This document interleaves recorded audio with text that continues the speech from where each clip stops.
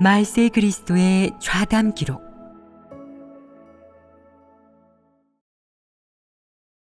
진리를 받아들여야 폐괴 성품을 해결할 수 있다. 하나님을 믿는 것은 인생의 바른 길이다. 하나님은 너희를 선택했고 너희도 하나님을 따르고 인생의 바른 길에 들어서는 것을 선택했다. 진정으로 하나님의 마음을 만족케 하고 자기 본분을 제대로 이행하고 진리를 얻어 하나님께 온전히 될 수 있다면 완벽할 것이다. 이것이 너희들의 의지와 이상이 아니더냐. 하나님을 믿음에 있어서 이런 이상이 있는 것은 좋은 일이고 긍정적인 일이다. 하나님은 사람의 긍정적인 이상과 의지를 온전케 한다. 그런데 가끔 사람에게 소극적이고 부정적이고 잘못된 이상과 의지가 생겨나지 않느냐? 충분히 그럴 수 있다. 사람이 진리를 얻기 전에는 내적 상태가 항상 파동이 있고 때로는 반복되기도 하기 때문이다. 그런 부정적인 것이 표출되면 내 생명 진입에 영향을 미치고 너와 하나님의 정상적인 관계에도 영향을 미치지 않겠느냐? 사람이 그런 내적 상태 속에서 산다면 상황이 나빠지지 않겠느냐? 연약하고 소극적이 되지 않겠느냐? 이럴 때는 어떻게 해야 하겠느냐? 하나님 앞에 나아가 기도해야 합니다. 그런데 기도하기 싫고 그저 타락한 내적 상태 속에서 살면서 사탄에게 마음대로 지배받아 결과가 어떻게 될지 생각하지 않고 자신을 방종하고 제멋대로 굴고 싶을 때가 있지 않느냐? 이런 내적 상태가 있지 않느냐? 이런 모습은 무슨 문제가 있는 것이냐? 하나님을 떠나게 된 것은 어떻게 주례된 것이냐? 진리가 없고 분량이 너무 작은 모습 아니겠느냐? 이는 바로 깨달은 진리가 너무 적고 분량이 너무 작은 것이다. 그런 상황이 닥치고 그런 내적 상태가 나타날 때마다 하나님께 기도하고 의지하며 진리를 구해야 한다. 분량이 너무 작아 진리에 닿을 수 없다면 진리를 깨달은 사람을 찾아 그와 교제하고 그에게서 도움과 공급을 받아야 한다. 또 때로는 누군가의 책망과 훈계, 하나님의 징계를 받아야 한다. 자신이 독립적으로 생활할 능력이 없다면 이는 바로 깨달은 진리가 너무 적고 분량이 너무 작은 것이다. 분량이 너무 작으면 온갖 소극적이고 타락한 내적 상태와 사상을 막아낼 수가 없다. 이런 사람은 사는 것이 너무 피곤하지 않겠느냐? 분량이 작은 사람들은 늘 어떤 내적 상태 속에서 살겠느냐? 너희에게 실제적인 체험이 있느냐? 너희는 어떤 내적 상태 속에서 살 때 고독, 고통, 방황을 느끼고 몹시 피곤하고 막막하며 아무런 방법도 없고 온종일 우울하며 진리를 추구하거나 기도할 생각도 들지 않게 되느냐? 너희에게 어려움이 닥쳐 이겨낼 수 없을 때 중도에 포기하고 싶은 생각이 들지 않더냐? 그러면 이런 내적 상태는 어떻게 조례된 것이냐? 사람이 일부러 미리 생각해 놓거나 계획해 놓은 것이냐? 절대 그렇지 않다. 그렇다면 곰곰이 생각해 보아라. 이는 어떻게 조례된 것이겠느냐? 너희가 말해 보아라. 사람이 진리를 깨달으면 자신의 폐괴의 성품을 진실로 인식할 수 있고 자신의 폐괴된 본 모습을 꿰뚫어 볼 수 있으며 또한 어떤 진리를 갖춰야 사람다운 모습으로 살 수 있는지, 어떤 환경에서 어떻게 하나님을 만족해야 하는지, 어떤 일이 닥쳤을 때 어떻게 처리해야 하는지, 어떤 원칙을 지켜야 하는지 알 수 있는데 이런 분량을 갖추었다면 어려움이 닥쳤을 때 어떤 내적 상태를 보이겠느냐? 설마 소극적이고 연약한 부분이 조금 더 없겠느냐? 그의 소극적이고 연약한 부분은 어떻게 생기는 것이고 또 어떻게 해결하겠느냐? 너희는 이런 문제에 대해 묵상해 보았느냐? 구해 보았느냐? 거의 묵상하지 않았습니다. 그렇다면 평소에 너희가 어떤 어려움에 부닥치거나 소극적이고 연약할 때 흐리멍덩하게 넘겼을 뿐 진지하게 대한 적이 없다는 뜻이다. 그러면 너희가 오늘까지 온 것은 커다란 행운으로 하나님이 은총을 베풀어 준 것이다. 하나님이 지금까지 너희를 이끌고 온 것이다. 조금 전에 내가 한 질문이 무엇이냐? 무엇 때문에 사람이 소극적이고 연약한 내적 상태에서 살게 되는지 물으셨습니다. 답이 있는지 너희가 생각해 보아라. 이론적으로 말하면 사람이 진리를 깨닫지 못했기 때문이다. 그러면 사람이 진리를 깨닫기 전에는 무엇에 기대 사느냐? 사탄의 폐괴 성품에 기대해 삽니다. 그렇다.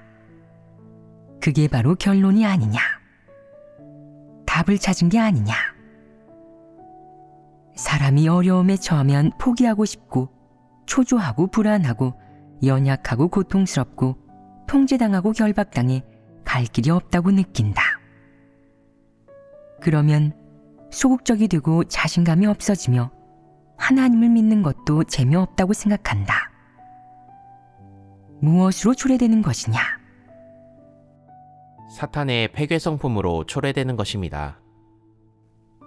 사람이 진리를 깨닫지 못하면 어떤 성품 속에서 사느냐? 어떤 본성 속에서 사느냐? 무엇에 기대 사느냐? 사탄의 폐괴 성품에 기대해 삽니다.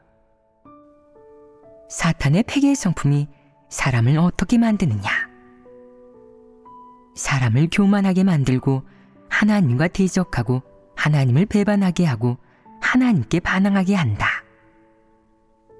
이런 모든 폐괴의 성품은 사람을 고통스럽고 소극적이고 연약하게 한다. 그러면 사탄의 폐괴의 성품은 어째서 사람의 마음에 평안함과 즐거움, 위로, 행복을 안겨주지 못하고 사람을 고통스럽고 소극적이고 연약하게 하겠느냐? 이런 부정적인 것들은 어째서 사람을 소극적이 되게 하겠느냐?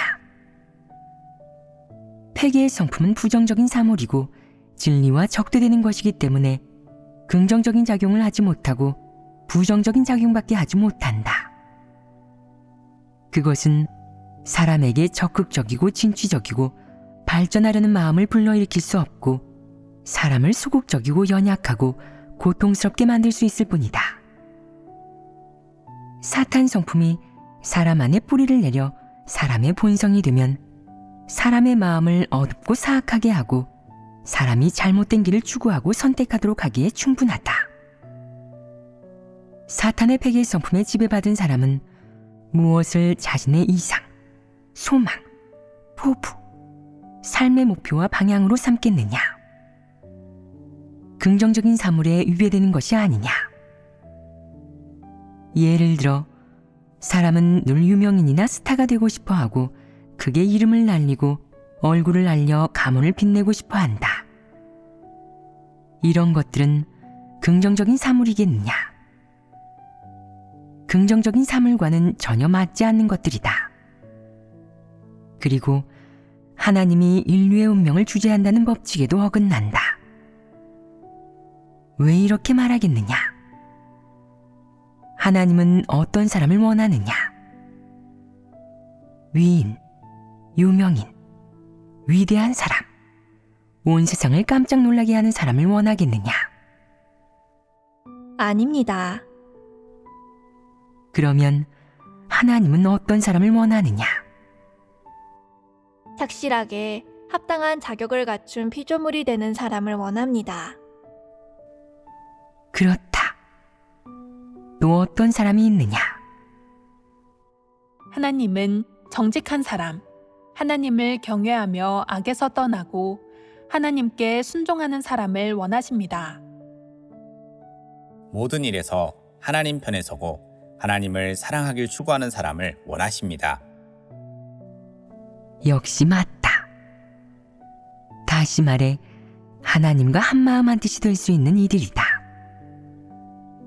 하나님의 말씀에 사람이 사람의 본래 자리를 지켜야 한다는 말씀이 있지 않느냐?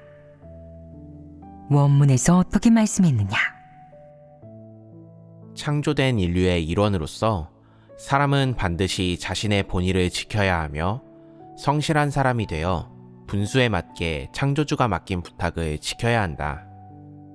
도가 넘치는 일을 해선 안 되고 자신의 능력 범위 밖의 일을 해서도 안 되며 하나님이 증오하는 일을 해서도 안 된다.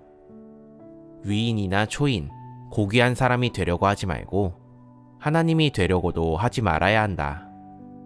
그런 것들은 사람에게 있어서는 안 되는 소망이다. 위인이나 초인이 되고자 하는 건 허무맹랑한 일이고 하나님이 되고자 하는 건 더더욱 파렴치한 일이자 혐오감을 불러오는 일이며 버림받아 마땅한 일이다. 반대로 진정한 피조물이 되는 것이야말로 귀한 것이고 피조물이 가장 지켜야 할 바이며 모든 사람이 추구해야 할 유일한 목표이다. 하나님 말씀에서 사람에게 그렇게 요구한다는 것을 알고 있으니 너희가 하나님의 요구에 따라 그런 사람이 되길 추구할 수 있느냐?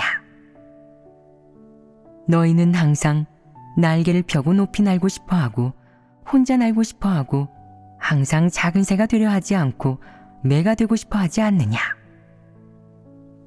이것이 무슨 성품이냐? 이것이 사람으로 사는 원칙이더냐? 하나님의 말씀에 따라 그에 맞는 사람으로 살기를 추구해야 한다. 하나님의 말씀만이 진리이다.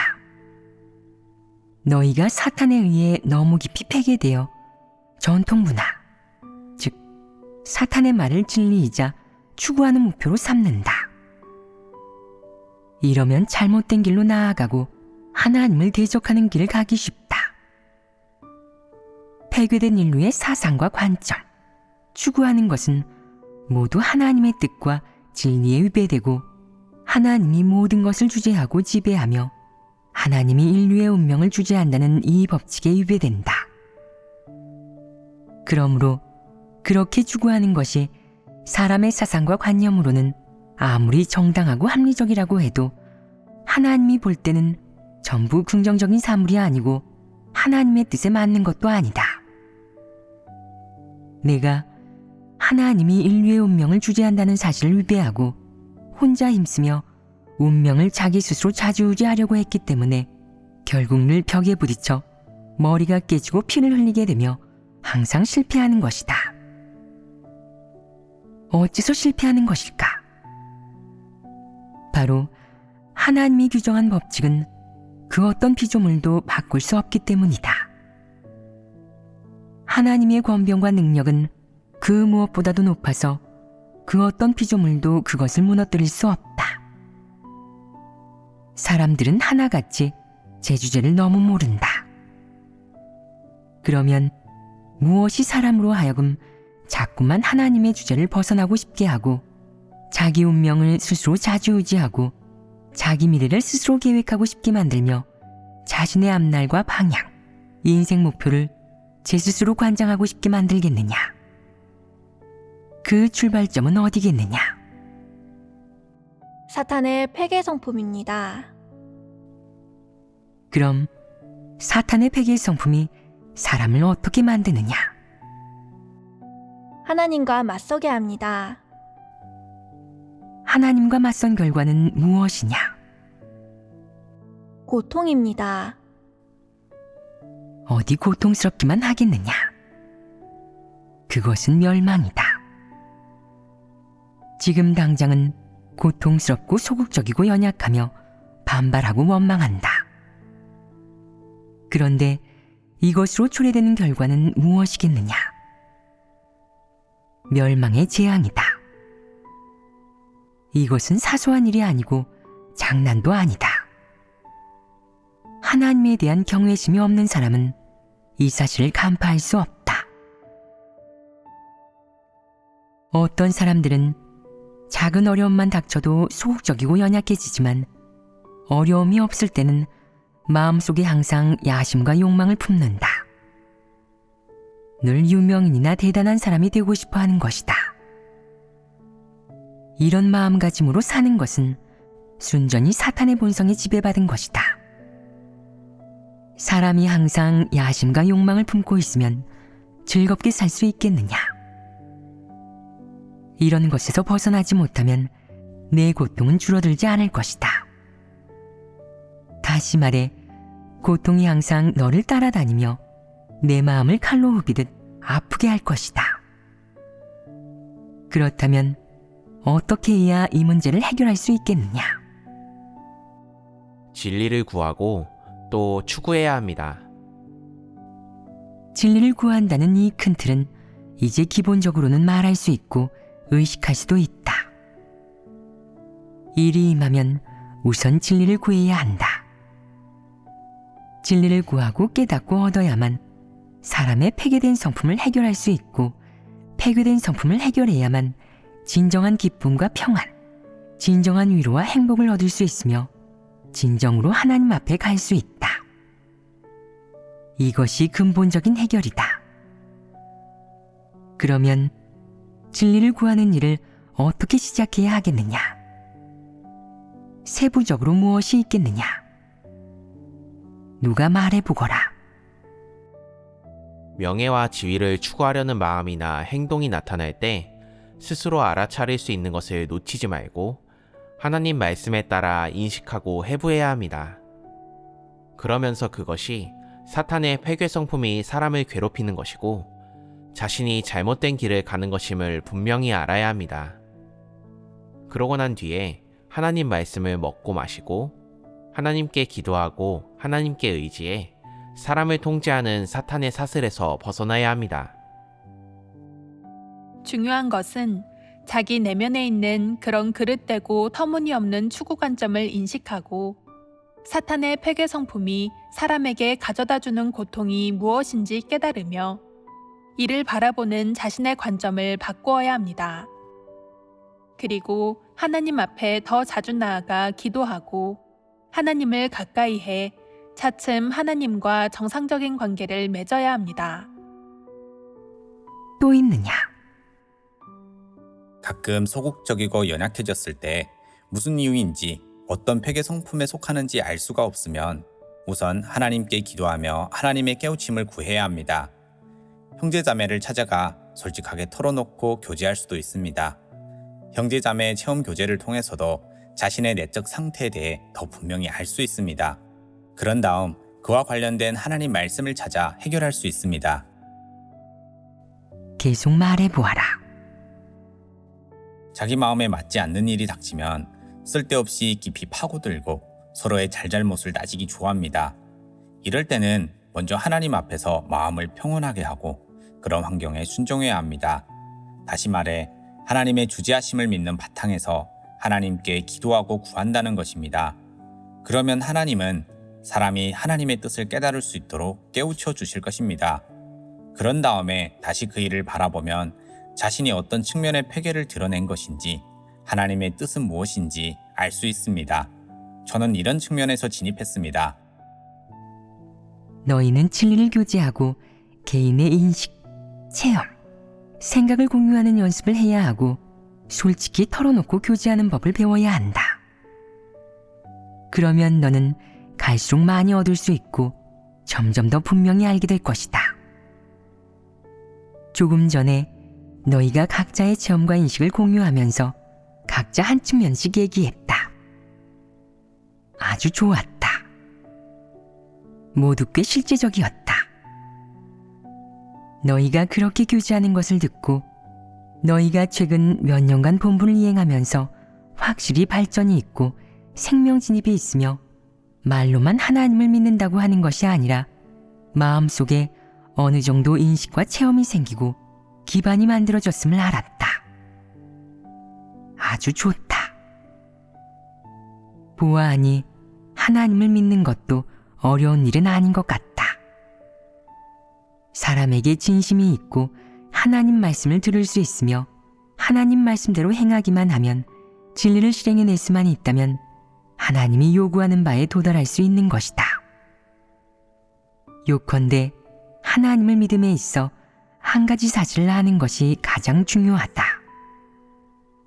하나님을 믿는다는 것은 단순히 하나님의 이름만 믿는다거나 자신이 상상하는 막연한 하나님을 믿는 것이 아니라 하나님을 믿으면 하나님이 실제적임을, 하나님의 본질과 성품, 하나님의 소유와 어떠함을 믿고 하나님이 인류의 운명을 주재하고 너의 운명을 주재한다는 사실을 믿어야 한다는 것이다. 그럼 어떻게 해야 믿는다고 할 수 있느냐? 실제로 협력하여 실행해야 할 부분이 있지 않겠느냐? 예를 들어 어떤 사람이 자신에게 불리한 어떠한 환경이 임하자 불평하고 남을 원망한다. 그는 자신에게서 원인을 찾는 법이 없고 항상 책임을 다른 사람에게 전가하고 나서 마음의 평화를 얻는다. 그리고 이렇게 생각한다. 문제가 해결되었고 어려운 상황이 끝났어. 이렇게 하나님을 믿으니 홀가분하고 즐거워. 이러한 해결 방식은 어떠하냐? 진리를 얻을 수 있느냐? 하나님께 순종하는 태도이냐?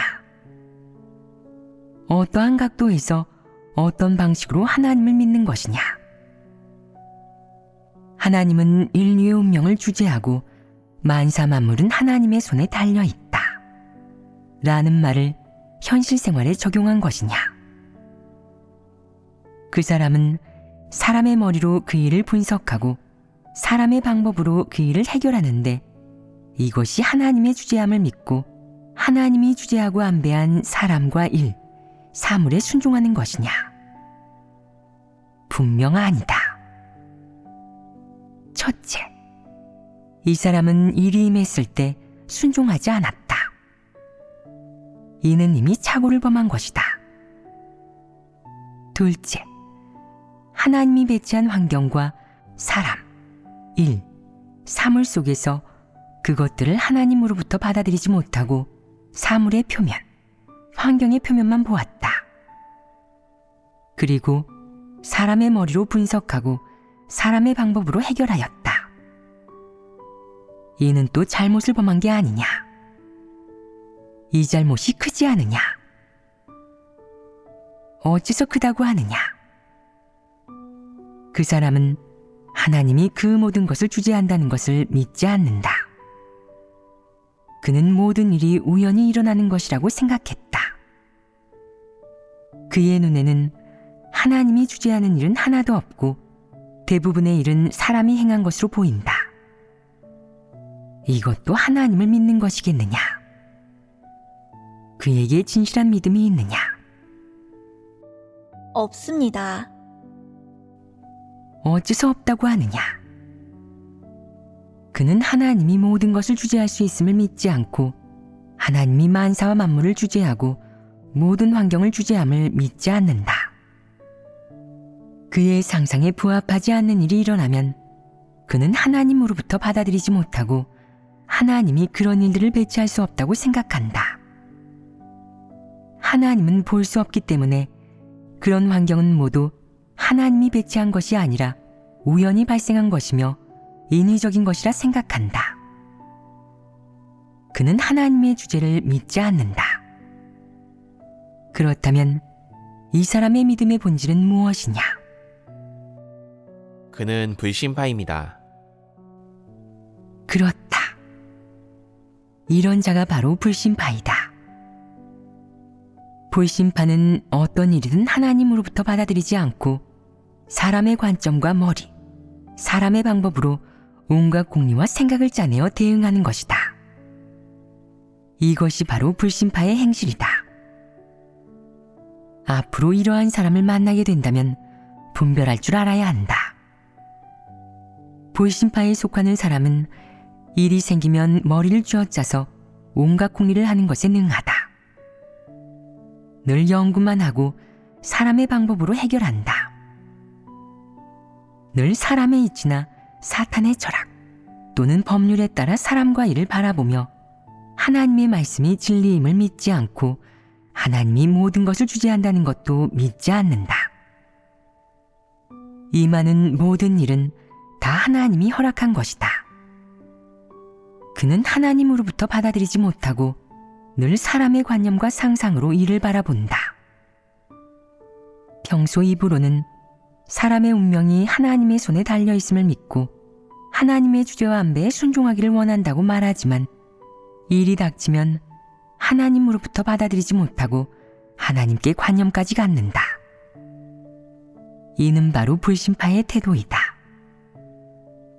너희 주변에 이런 사람이 있느냐? 너희는 이런 태도를 보인 적 있느냐? 너희가 불신파의 태도를 보였지만 너희가 불신파이냐? 너희는 하나님이 모든 것을 주재함을 믿느냐? 모든 사람과 일, 사물, 그리고 환경이 하나님의 수중에 있다는 사실을 인정하느냐? 하나님으로부터 받아들일 수 있는 일이 얼마나 되느냐? 사람의 방법으로 해결한 일이 얼마나 되느냐? 아직도 폐기의 성품으로 살 때가 얼마나 되느냐? 하나님께 순종할 수 있을 때가 얼마나 되느냐? 이 질문들을 묵상해 보면 너희 스스로 마음속으로 알 수 있을 것이다. 하나님으로부터 받아들이기가 쉬우냐? 마음속에 전쟁이 일어납니다. 전쟁이 있는 것은 사실이다. 그런데 성과가 없었느냐? 승리했느냐, 실패했느냐? 만약 반반이라면 너희에게는 아직 희망이 있다. 실패가 너무 많고 승리하는 경우가 너무 적다면 그건 너희가 진리를 사랑하는 사람이 아니라는 증거다. 실패가 있는 것은 정상적인 현상이다. 실패를 두려워하지도 낙담하지도 소극적으로 물러서지도 말고 계속 노력해라. 실패는 나쁜 일이 아니다. 최소한 사람이 유익을 얻을 수 있으니 이는 좋은 일이다.